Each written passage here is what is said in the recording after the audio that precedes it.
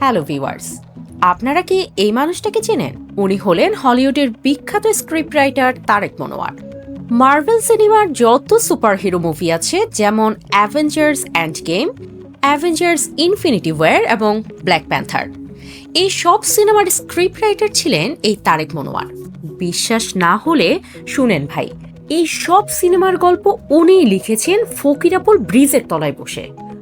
আর শুধু মার্ভেল না ভাই, ডিসি স্টুডিওর সিনেমাগুলোর সবচেয়ে জনপ্রিয় মুভি অ্যাকুয়াম্যান এবং ওয়ান্ডার উইমেন এর স্ক্রিপ্টও উনিই লিখেছেন।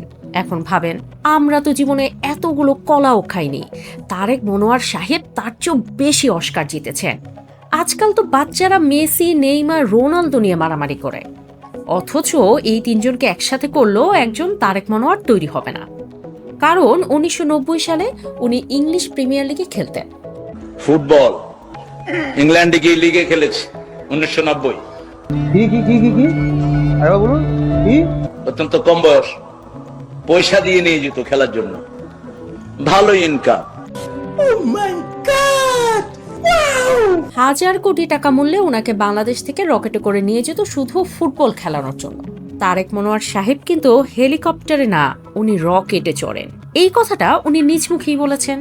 তাছাড়া বঙ্গবন্ধু স্যাটেলাইটে কোনো সমস্যা দেখা দিলে উনি রকেটে করে গিয়ে সেই সমস্যা ঠিক করে দিয়ে আসতেন, আর ফেরার পথে মঙ্গল গ্রহে গিয়ে এলিয়েনদের সঙ্গে দেখা করে আসতেন। শুধু তাই না, এলিয়েনরা ওনাকে দেখলেই বলে, তারেক মামা, পৃথিবীর কি অবস্থা। আরে ভাই, আমাদের মুঞ্জারিন শহীদ আপা অক্সফোর্ডে পড়তে গিয়েছে বলে আমরা কত মাতামাতি করলাম, অথচ আপনারা এটা জানেন না তারেক মনোয়ার সাহেব ছিলেন অক্সফোর্ডের শিক্ষক। উনি টানা 3 বার বেস্ট টিচার অফ অক্সফোর্ড নির্বাচিত হয়েছিলেন 1990 সালেই। ওই টিচার শ্রেষ্ঠ টিচার, আমি অক্সফোর্ডের 3 বার শ্রেষ্ঠ টিচার হয়েছি। আজকে বলে ফেললাম ফট করে, এটা কেউ জানে না, আমার পরিবারও জানে না। বলেন কি? এমনকি বিল গেটসের সাথেও ওনার বহুবার দেখা হয়েছে, আর ওনার মাধ্যমেই আমরা প্রথম জানতে পারি আইফোনের মালিক হলো বিল গেটস, আর স্যামসাং কোম্পানির মালিক সেই মিস্টার স্যামসাং। দুনিয়ার সবচেয়ে বড় পয়সাওয়ালা বিল গেটস আইফোনের মালিক, দেখা হয়েছে আমার সাথে। স্যামসাং কোম্পানির মালিক আমাকে দাওয়াত করলেন, মিস্টার স্যামসাং। তিনি ইংরেজি বুঝেন না, অন্য ভাষা বুঝেন না, শুধু কোরিয়ান, আর আমিও কোরিয়ান কিচ্ছু বুঝি না। আমার টুপি ওর মাথা দিয়ে দিলাম, মিস্টার স্যামসাং। কিছুদিন পর শীতকাল আসছে, বাচ্চা কাচ্চারা ব্যাডমিন্টন খেলবে। কিন্তু জানেন কি, 1990 সালে ঢাকায় ব্যাডমিন্টনে চ্যাম্পিয়ন হয়েছিলেন তারেক মনোয়ার সাহেব। ঢাকার চ্যাম্পিয়নশিপ পুরস্কারও আছে আমার ব্যাডমিন্টনে। আসো খেলবো, খেলা হবে, খেলা হবে।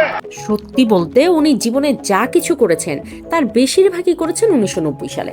আরে ভাই, এত বড় একজন গুণী মানুষকে নিয়ে কথা বলতে তো আমার হাত পা কাঁপে, কিন্তু তারপরেও বলতে হচ্ছে, কারণ আমি এক ভিডিওতে দেখেছিলাম তারেক মনোয়ার সাহেব তার অতীতের চাপাবাজির জন্য ক্ষমা চেয়েছেন, বলেছিলেন আর এমন চাপাবাজি করবেন না তিনি। কিন্তু ভাই, কথায় আছে না, ইজ্জত যায় না ধুলে, অভাব যায় না মলে, তাই ওনার চাপাবাজির স্বভাবও এখনো যায়নি। কয়েকদিন আগে এক ভিডিওতে উনি বলছিলেন, তারেক রহমানকে চেনেন আপনারা? ইংল্যান্ডে ওনার সঙ্গে আমার বহুবার দেখা হয়েছে, আমাকে দেখলেই বলে বড় ভাইয়া, ছোটবেলায় একসাথে খেলতাম। এটা শুনে আমার বন্ধু রহমত বলে, ভাই এটা তো সত্যিও হতে পারে, দুইজনের নামই তো তারেক।